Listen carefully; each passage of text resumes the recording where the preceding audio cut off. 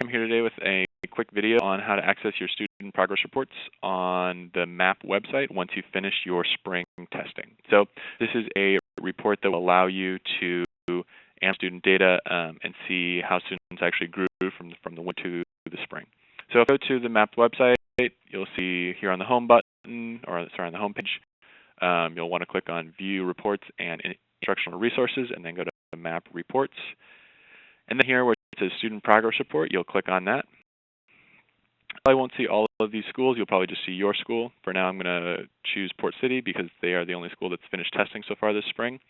And I get to choose as many students as I want. So you might want to choose all of them. For now, I am just going to choose one just for speed. So we're in Ian Aldridge, the willing or unwilling victim. You want to leave fall to spring growth, leave growth only.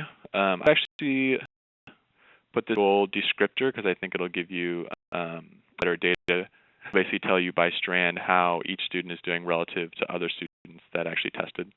I would also include the student progress report quick reference. Just leave that checked, and you'll see why in a minute, and then leave these checked as well. So you go create report, and wait a minute, and it pops up. Here you see the Ian student progress report for his testing so far this year. So obviously we only tested during the winter. We didn't test during the fall. So you'll see Ian's winter scores here and his spring scores over here. So in the winter, Ian in mathematics was at a 187 Ritzer. That's this blue bar here. To the Aspire average, which is here in orange, he's doing pretty well. He was well above the Aspire average. And the Aspire average, in fact, was well above the norm grade level mean RIT. So this is just the average score for all first graders who also tested at this time of year in this actual grade level. So Ian was above Aspire's average, and Aspire's average was also above the sort of average first grade winter score.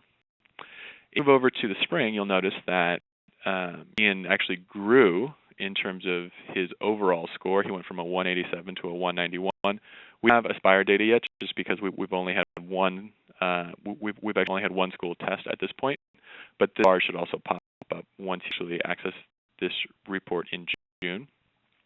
And again, that Ian is doing better than the average first grader who also took the MAP test during the spring. So Ian went from a 187 to a 191, and the average first grader grew from a 172 to a 179. So Ian is still doing pretty well, but, one thing that I'll mention here, there's a student RIT print in here. We actually don't have that. Normally that would be right here on the screen. We don't have that because we didn't test during the fall, and so the NWEA days can't actually meet that score yet.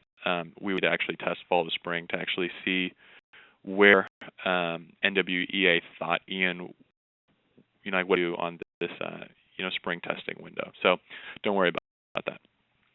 And if you look over here on the right, you'll notice that we have the, spring term and winter term, and it is Ian's overall score in math. So Ian was a 187. So here, and this is his range based off the unit error of the test. And that his percentile in the winter, he was at the 87th percentile. So this means that relative to every other first grader that took the MAP math test in the winter, Ian was at the 87th percentile relative to those students. So pretty high. It's great.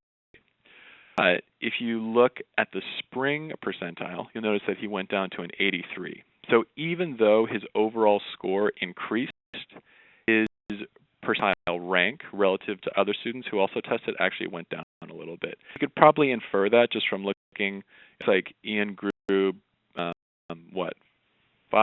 he grew 4 points between the winter and the spring, whereas the average first grader went from a 172 to a 179, so that's a gain of 7 points. So even though Ian is sort of going up overall, his relative ranking actually dropped.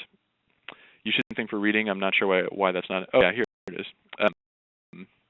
The same thing for reading. Again, Ian was higher than the Aspire average, which was higher than the average in terms of reading, and he made a lot of growth it looked like in the spring, in fact, he went from being at the 60th percentile relative to other students in reading during the winter, and he grew to the 80th percentile. So kudos to Ian. Down here, you'll see his lectile range, which you can interpret by, I think, the charts that will actually show this in terms of DRA levels and this and levels as well. Tell you sort of how he's doing relative to other students by strand. So in terms of comprehension, he's high. In terms of phonics, he's high. Vocab and word structure, he's sort of medium high, average high, and writing, he's high. So if you scroll down, and this is that box that I asked you to actually check earlier, you'll see the handy dandy reference document, which has a similar report. Notice that this is not Ian's data, but it sort of gives you a write-up, a sort of little legend for each of these metrics in terms of the student writ, the grade level writ, and then the average writ. So you can as your reference, or you can to parents sort of use as you will. That's the student progress report. And as always, if you have any questions, feel free to get in touch with me by email or phone. And happy student progress reporting. Okay, bye. Thanks.